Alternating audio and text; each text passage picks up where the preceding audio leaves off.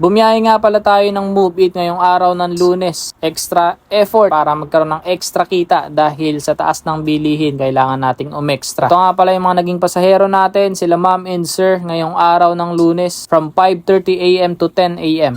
Unang pasahero ko nga dito sa may Campo 1 sa may Quezon City. Ang hatid ko ay sa may San Bartolome, Quezon City lang din. Ang fare ay nasa 90 plus pesos. So buena mano para sa unang biyahe natin ngayong araw. Ito rin ang kagandahan kapag babiyahe ka ng madaling araw. Wala pa masyadong traffic at saka talagang tuloy-tuloy ang biyahe. Saka dahil part-time lang naman natin tong Move It dahil meron tayong regular na income sa trabaho. Kaya hindi natin na-aksayin yung mga ganitong pagkakataon. Every Monday lang tayo nakakabiyahe ng ganitong oras kaya sinusulit ko hanggat maaari talagang aagaan ko yung alis sa bahay. So na-drop off ko na nga pala ang ating unang pasahero pero may pumasok agad na booking. Dito ko lang din na pick up around Novaliches. Ang hatid ay Novaliches pa rin. So ang kagandahan dito nakakadalawang hatid na tayo kahit papano yung momentum tuloy-tuloy.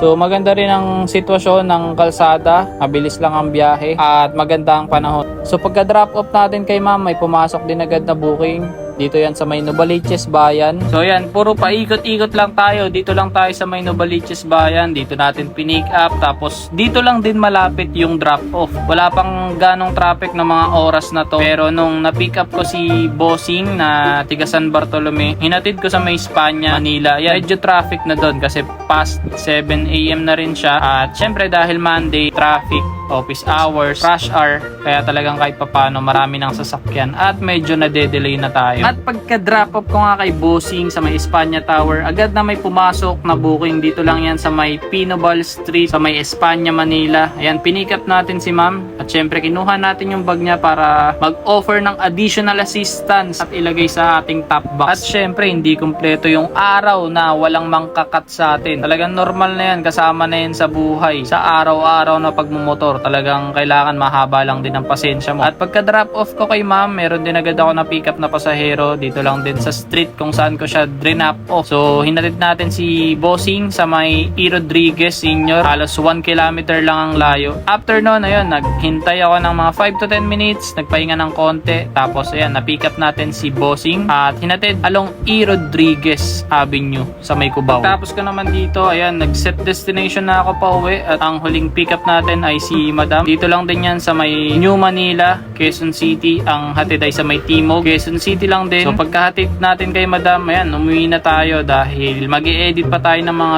video at gagawin natin yung iba pang dapat gawin. Napaka-productive ng ating araw ng Lunes. Kaya kung meron kang extra time, huwag mong panghinayangan, sayangin sa makabuluhan. Kesa naman mag-cellphone o kung ano man ang gawin. Kapag wala kang pasok, pwede kang mag-extra hassle dahil sa panahon ngayon ang mahal na ng bilihin. Halos lahat nagtaas na. Kaya hindi ka pwede magpakampante. Gasolina, bigas, pagkain, karne, isda, halos nagtaas. Kaya talagang kailangan nating humasil hanggat bata pa. Kung ikaw ay nasa age 20 plus, nandyan yung quarter life crisis. Talagang hindi mo alam kung para saan ka, kung ano yung gagawin mo. Pero isa sa mga bagay na natutunan ko, basta lagi mong kinikilusan ng isang bagay, darating yung araw na ibibigay ng nasa itaas kung ano man yung gusto mo. Kasi kung kagustuhan lang natin, mangyayari yan. Pero ang kagustuhan ng nasa itaas, in God's perfect time, talagang ibibigay niya. Kaya ikaw ay nawawalan ng pag-asa, tuloy mo lang, papabor din ng panahon. Kung nagustuhan mo tong video na to, like, share, follow mo na rin ako para sa mga susunod pang video na i-upload. Yun lang po, maraming salamat sa panonood.